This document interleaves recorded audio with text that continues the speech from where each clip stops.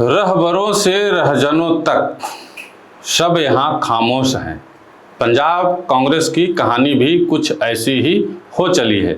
यहाँ कांग्रेस के पास नेता भी हैं, वोट भी है, संगठन भी है, सत्ता विरोधी माहौल का फायदा उठाने का मौका भी है, लेकिन एक चीज ऐसी है जो कांग्रेस की पूरी बाजी पलट सकती है, खुद कांग्रेस। जी हाँ, पंजाब में 2027 का चुनाव करीब आ रहा है और कांग्रेस के सामने सबसे बड़ा सवाल भगवंत मान नहीं है, आम आदमी पार्टी नहीं है, भाजपा भी नहीं है। सबसे बड़ा सवाल है, क्या पंजाब कांग्रेस अपने ही नेताओं को एक साथ रख पाएगी? और शायद इस सवाल का जवाब अब चंडीगढ़ से नहीं, दिल्ली से राहुल गांधी को देना पड़ेगा। नमस्कार, आज पॉलिटिकल थर्मामीटर में फिर से पंजाब का तापमान देखिए। पंजाब की राजनीति बाकी राज्यों से थोड़ी अलग है। यहाँ सरकारें बदलती हैं तो हवा बहुत तेजी से बदलती है। 2022 में आम आदमी पार्टी ऐसी आंधी लेकर आई कि बड़े बड़े राजनीतिक किले ढह गए। 117 में से 92 सीटें आपने जीत ली, कांग्रेस 18 पर सिमट गई। लेकिन 4 साल बाद तस्वीर वैसी नहीं है। कांग्रेस आज पंजाब विधानसभा में मुख्य विपक्ष है और 2027 में सत्ता में वापसी का मौका तलाश रही है। लेकिन यहीं से कांग्रेस की मुश्किल भी शुरू होती है।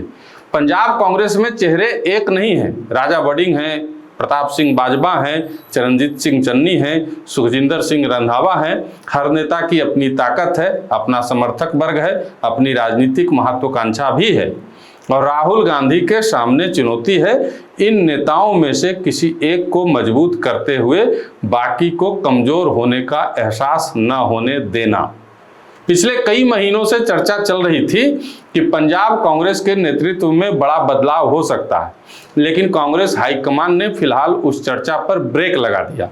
राजा वड़िंग प्रदेश अध्यक्ष बने रहेंगे, प्रताप सिंह बाजवा नेता प्रतिपक्ष बने रहेंगे, चरणजीत सिंह चन्नी को 2027 के लिए कैंपेन कमेटी की कमान दी गई, सुखजिंदर सिंह रंधावा को कोर कमेटी का चेयरमैन बनाया गया। यानी राहुल गांधी और कांग्रेस हाईकमान ने किसी एक चेहरे पर पूरा दाव लगाने के बजाय 4 बड़े नेताओं की ताकत को 4 अलग अलग जगह बांट दिया।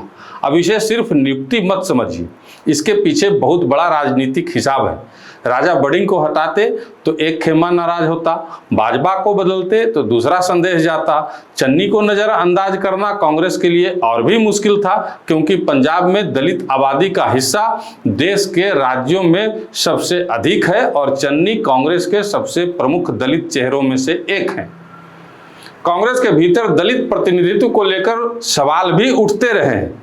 तो राहुल गांधी ने क्या किया? कुर्सी किसी की नहीं छीनी, लेकिन जिम्मेदारी सबको दे दी और अब परीक्षा भी सबकी होगी। लेकिन असली खतरा अभी खत्म नहीं हुआ है।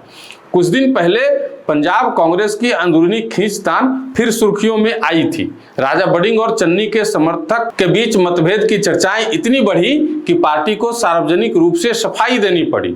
वड़िंग ने चन्नी को कांग्रेस के सिर का ताज तक कहा और दावा किया कि पार्टी एकजुट होकर चुनाव लड़ेगी। राजनीति में जब बार बार कहना पड़े कि हमारे बीच कोई लड़ाई नहीं है, तो जनता भी पूछती है कि फिर बार बार सफाई क्यों देनी पड़ रही है। यही राहुल गांधी की असली चुनौती है, क्योंकि पंजाब कांग्रेस यह फिल्म पहले भी देख चुकी है। 2021 को याद कर लीजिए, कैप्टन अमरिंदर सिंह और नवजोत सिंह सिद्धू की लड़ाई, फिर मुख्यमंत्री बदलना, चन्नी का आना, फिर चुनाव से पहले लगातार अंदरूनी संघर्ष। नतीजा 2022 में कांग्रेस की सरकार चली गई। इसलिए 2027 में कांग्रेस के लिए सबसे बड़ा सबक बहुत सीधा है। आपको हराने से पहले खुद से लड़ना बंद करना पड़ेगा और शायद राहुल गांधी इस बार वही गलती दोहराना नहीं चाहते। इसलिए हाईकमान ने साफ संदेश दिया है कि चुनाव सामूहिक नेतृत्व में लड़ा जाएगा।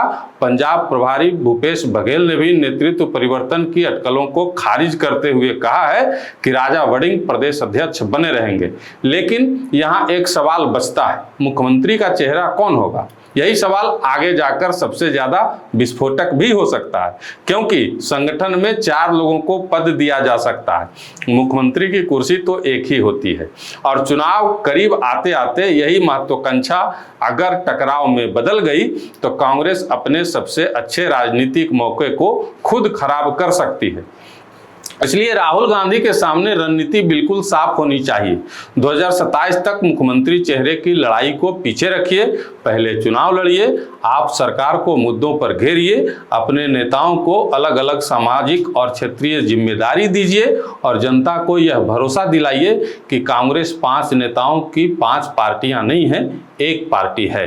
क्योंकि पंजाब में कांग्रेस की लड़ाई कमजोर विपक्ष की लड़ाई नहीं है, उसके पास संगठन है, पुराने वोटर हैं, बड़े चेहरे हैं, सरकार चलाने का अनुभव है और सबसे महत्वपूर्ण वापसी का अवसर है। लेकिन अवसर और सत्ता के बीच एक चीज खड़ी है, एकजुटता। इसलिए पंजाब की लड़ाई राहुल गांधी के लिए भी परीक्षा है। अगर उन्होंने बडिंग, बाजवा, चन्नी और रंधावा को एक दिशा में चला दिया तो 2027 का पंजाब मुकाबला बेहद दिलचस्प हो सकता है। और अगर नेता फिर अपनी अपनी दिशा में चल पड़े तो कांग्रेस को हराने के लिए विरोधियों को बहुत मेहनत नहीं करनी पड़ेगी, क्योंकि राजनीति में कई बार किला बाहर से नहीं टूटता, दरार अंदर ही होती है। और पंजाब में राहुल गांधी को 2027 से पहले बस उसी दरार को भरना है।